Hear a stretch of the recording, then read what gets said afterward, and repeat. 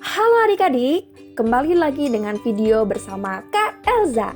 Di sini kita akan belajar mengenai pubertas, materi untuk kelas 6. Menurut adik-adik, kapan ya terjadinya pubertas?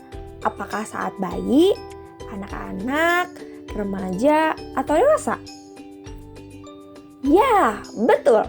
Pubertas terjadi pada saat remaja. Masa remaja adalah masa penyesuaian dari masa awal anak-anak hingga masa awal dewasa. Pada masa remaja ini, kita memasuki masa-masa pubertas. Pubertas adalah masa ketika seseorang anak mengalami perubahan fisik, pola pikir, dan pematangan fungsi reproduksi. Perubahan pada masa pubertas dipengaruhi oleh hormon yang ada di dalam tubuh. Masa pubertas setiap anak ini berbeda-beda, tetapi pada umumnya dimulai saat berusia 10 hingga 13 tahun dan berakhir kurang lebih di usia 15 hingga 16 tahun. Lalu kita akan belajar tentang ciri-ciri pubertas.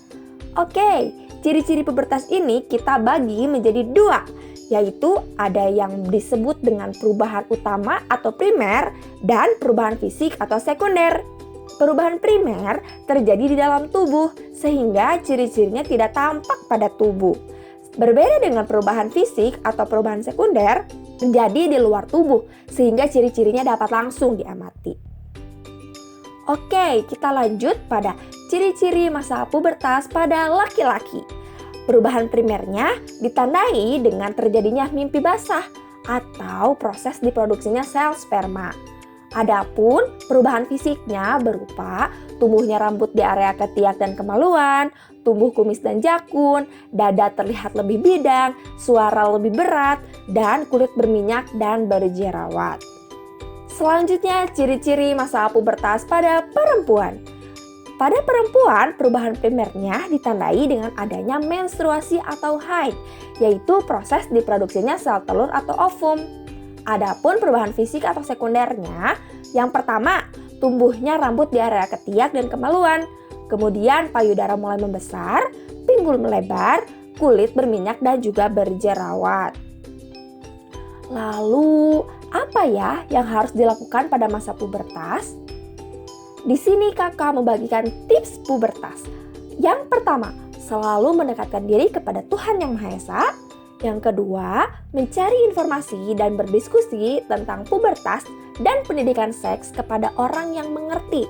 Adik-adik bisa bertanya kepada orang tua atau saudara yang lebih dewasa. Yang ketiga, selalu berpikir positif dan melakukan kegiatan positif. Yang keempat, banyak membaca buku pengetahuan. Karena hal ini akan menjadi sesuatu yang baru bagi adik-adik. Yang kelima, pilihlah pergaulan yang baik. Karena masa pubertas ini merupakan masa-masa pencarian jati diri. Sehingga pilihlah teman-teman yang dapat membawa adik-adik kepada hal-hal yang lebih positif dan dapat mencapai cita-cita bersama. Yang terakhir, tips dari kakak yaitu kembangkan hobi dan bakat.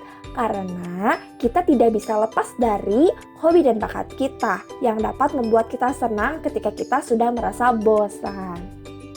Sekian video pubertas hari ini. Berani hadapi pubertas. Terima kasih, sampai jumpa di video selanjutnya.